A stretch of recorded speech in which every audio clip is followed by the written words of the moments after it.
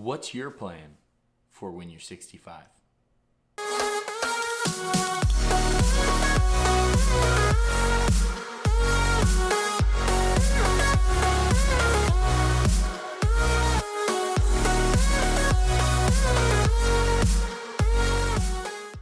All right, guys, you know the drill. Hit the like button, hit subscribe, and hit that bell for notifications of videos to come in the future. So the topic of this video, what is your plan for when you're 65?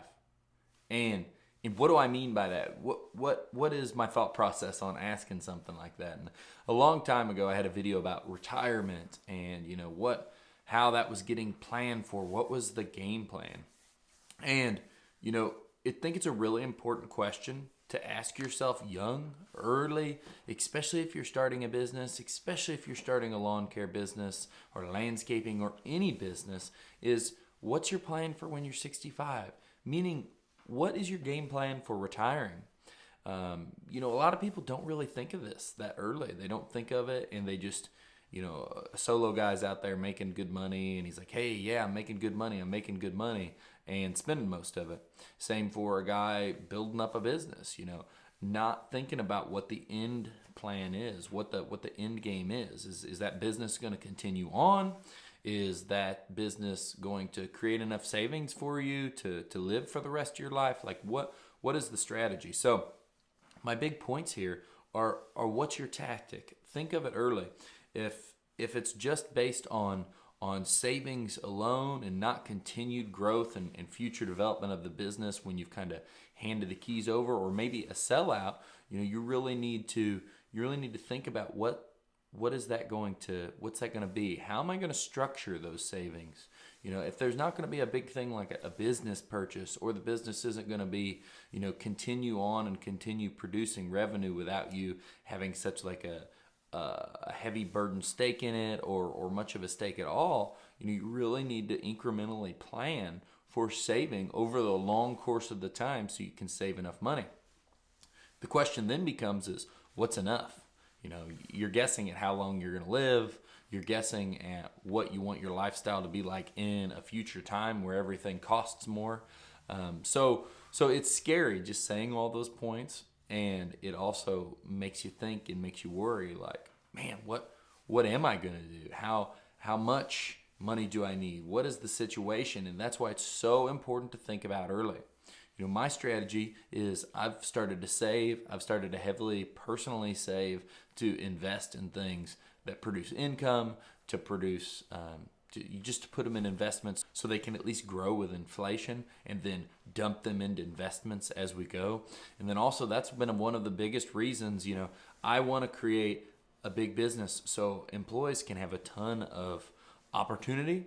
And then I also want to have something that at some point that would keep running with or without me to continue funding my life, to continue funding everything around me, all the lives involved in it. And that's my strategy. So some of those things that, rental properties are going to become a big part of my life, depending on, we're still looking at what sizes those are going to be. Is it going to be multifamily? Is it going to be some single family stuff? And then other investments, like a diversified portfolio of investments, are going to be becoming more and more of a part of my life because I'm planning for the future as well. You got to plan for the future. Don't get all the way down the road and be like, man, what am I going to do now? Didn't have a plan for this. And it's all right that if you plan and you fail, like say that you have a plan to save this much or something in the next 5 years and you don't hit it, at least you're strategizing and you're moving in a direction of that thought process of getting there to saving for retirement, or putting away for a future that is no longer being so heavily invested in spending time working. So I just wanted to put that thought out there. It was something I was thinking about this morning. What are you doing to save for your retirement? What are you doing to invest in your future? Are you running a solo operation and you have a plan to save enough and then at some point stop? Are you running a medium-sized business, a large-sized business? What type of business are you running, and how are you looking at saving for your retirement? Do you plan to have something that continues without your involvement, or at least without your labor? That's another thing that I mentioned that I'm probably going to want to do is I love to work and I love to do what I do.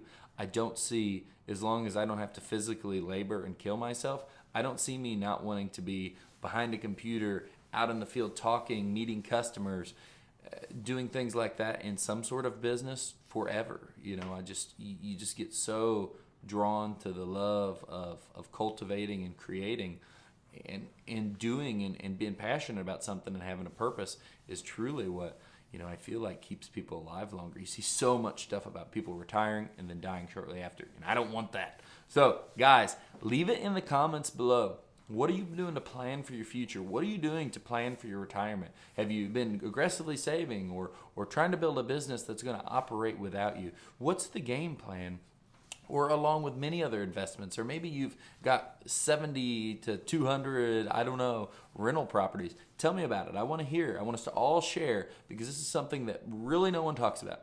Everyone talks about how to be more efficient, how to make more money, and how to do this and how to do that. Well, all those efficiencies and all that extra money you made and all those things, what are they going to? Are they buying you boats and cars, or are they buying you or investing in your future so your life can grow and benefit and you can retire at some point? Leave it in the comments. Let me know. Like, subscribe, and hit the bell. Also follow me on Facebook, Snapchat, Instagram, and TikTok, and I'll see you guys soon. Later.